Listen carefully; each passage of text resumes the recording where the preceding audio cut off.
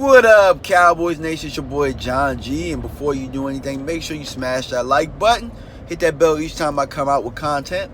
So today, the subject is Ezekiel Elliott said that he's set to prove that he is the best back in the game.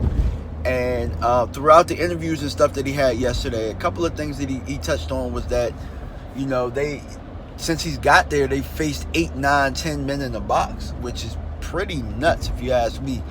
But the argument that everybody has normally when you say, "Oh, he can't be the best back in the game," is that he has he has the best line.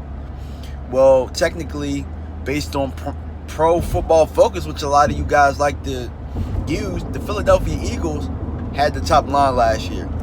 They had the top run blocking line, and I almost want to say they were a top 5 line the year before. They had Jay Ajayi. I would say Jay Ajayi is a top 5 back at this point. And Jay Ajayi, even though coming over from Philadelphia later on, was still not able to do this type of things that Ezekiel Elliott was able to do. First and foremost. Second, we had a big argument in my office yesterday, which I was the only one who said I would take Ezekiel Elliott over Le'Veon Bell if all else is equal, depending on wherever they go. Like, if I started a team, which one would I rather have? I said Ezekiel Elliott because I believe it translates everywhere. I don't believe that Le'Veon Bell's style translates everywhere. You won't be able to be that patient behind a line that doesn't block. With Ezekiel Elliott, kind of a one-cut guy upfield. Ezekiel Elliott in 2016 led the league in yards after contact. So for guys giving me that he has a line, you guys don't watch football. Point blank period. Ezekiel Elliott all last year when the line was struggling was making guys miss behind the line of scrimmage. And I almost want to say Pittsburgh has probably the second best guard center duo in the league. Besides us having Frederick and Martin, they have Pouncey and DeCastro.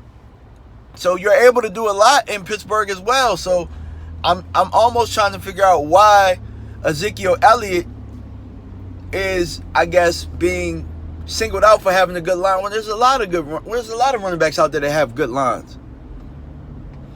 That's one of the things I don't understand. But do I think that Le'Veon Bell is better than Ezekiel Elliott? I think he's a better playmaker. But if you go by what a running back is supposed to do, you finish your runs, you low center of gravity, forward lean.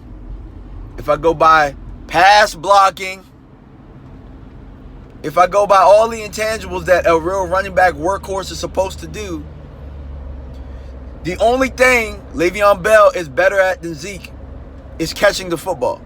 And what part of being a running back is that? That right there is a plus. That's not in the main description of what a running back is. And that's what I keep trying to tell people. Because at the end of the day, when you are a true workhorse, that can translate everywhere. You're not going to always have a quarterback that's a Hall of Famer that can get you to rock when you're in the slot. As a matter of fact, if you want to go Le'Veon versus Ezekiel Elliott like Shannon Sharpe does, let's be real. What do the Pittsburgh Steelers do when they don't have Ben Roethlisberger? I believe Ben Roethlisberger and AB make that offense go. That is the focal point of their offense. If you don't believe me, go look at their records without Le'Veon Bell. Since 2013, and I'm pretty sure 2013 was way before the emergence of AB. So since 2013, they are 12-9 without Le'Veon Bell, including the playoffs. So they lost 2 playoff games without Le'Veon Bell. But since 2015, the Pittsburgh Steelers without Le'Veon Bell are 9-4. 9-4 without Le'Veon Bell. That could be why the Pittsburgh Steelers don't want to pay him what he wants to be paid. Because deep down, they know they can win without him. We saw D'Angelo Williams come in and they didn't miss a beat. when he got suspended. Don't believe me? Look up the numbers. So I know a lot of guys, and I'll say this. For me, I think the number one back right now is Todd Gurley. I think Todd Gurley has the crown right now. But do I think it's far-fetched that Ezekiel Elliott could take the crown? No, I don't.